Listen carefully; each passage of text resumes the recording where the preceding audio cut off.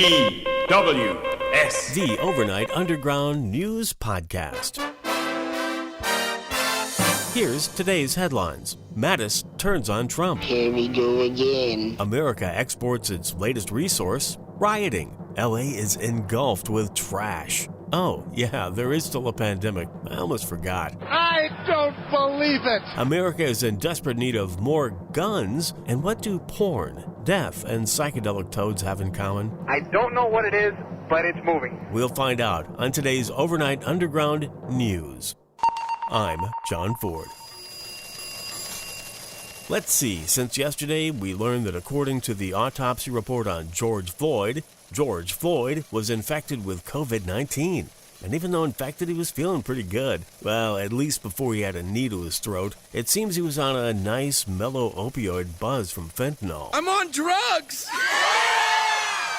Former Defense Chief Mad Dog Mattis is the latest former Trump ally to turn on the Prez. Mattis told the Atlantic magazine, quote, "Donald Trump is the first president in my lifetime who does not try to unite the American people. Does not even pretend to try. Instead, he tries to divide." Trump unleashed on Twitter, twatting back at the news Mattis had thrown him under the bus, saying, "I didn't like his leadership style or much anything else about him," and many others agree. Glad he is gone. I'm having a thought. Oh, yes. Who can have a thought? It's coming. It's gone. The spread of what seems to be America's greatest export this week, rioting and violence, is beginning to get out of hand across the pond. There was rioting last night outside 10 Downing Street in London.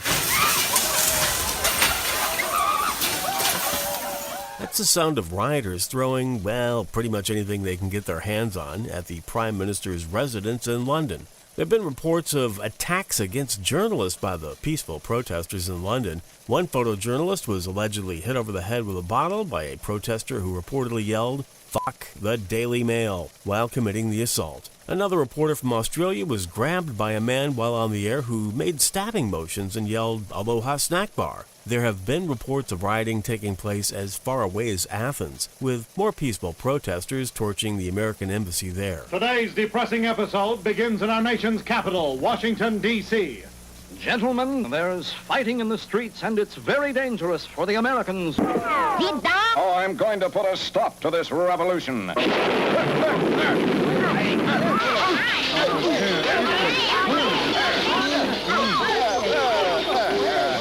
That should just about do it. Goodbye and good... Our soundbite of the day comes today from Houston. Check out this protester offering her services to the boys in blue of the Houston Police Department. I'll fuck any cop that quits today. Put down your fucking gun. Put down your fucking badge. Be a fucking human being. I'll hate fuck the shit out of you. And you'll love it. I've got business cards. I'll bet she does. What if she has any coupons for bulk purchases? You know, for the whole precinct and all?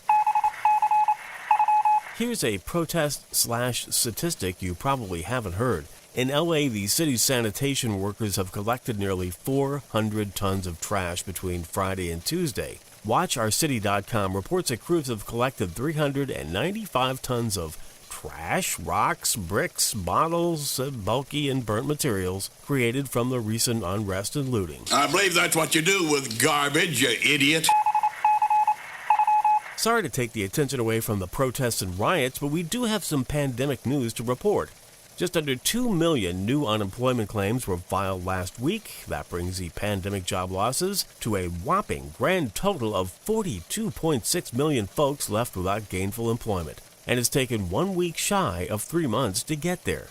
As bad as that is, the latest figures are the lowest since the week that ended March 21st, when the full impact of the state-mandated lockdowns was felt. But now, we're no longer under lockdown, and protesting side by side in the streets, and we've all gone back to work, so it's all good. No worries. Besides, it's all a hoax anyway.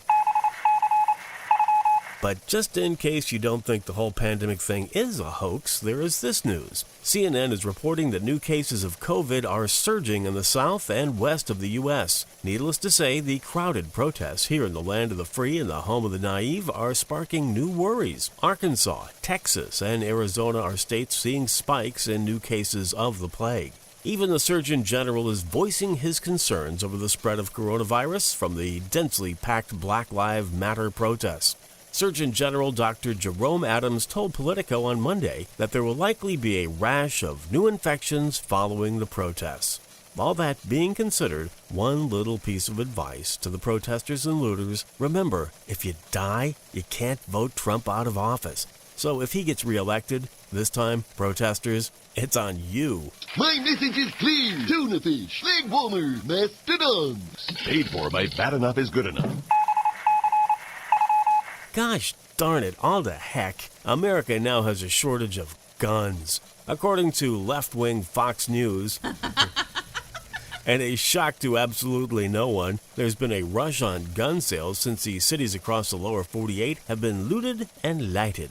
The article notes that with a double whammy of COVID and now the protests/riots, gun and sporting goods stores have had a rush from homeowners looking to purchase inexpensive firearms to protect their homes. Maybe we need some kind of gun sale index, like the infamous government Waffle House index.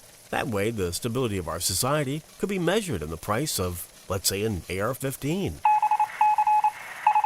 Now, this is a strange one. According to The Guardian, porn actor Nacho Vidal has been arrested by the Spanish police. No, it's not a warrant for the silliest porn name on the planet. He's been cuffed along with 2 other people in connection with the death of a photographer. Now, here's where it gets kind of strange. The photographer is believed to have died after inhaling toad venom during some sort of bizarro cultic ceremony. All of this allegedly took place back in 2019. The dead man, fashion photographer Jose Luis Abad, according to the legal statement, croaked during a mystical ritual involving the inhalation of vapors from the psychedelic venom of the Bufo alvarius toad. Daddy loves Froggy. Froggy love Daddy? Nacho and the others indicted were arrested on suspicion of involuntary manslaughter and violating public health laws. All glory to the Hypnotoad. N-E-W-S.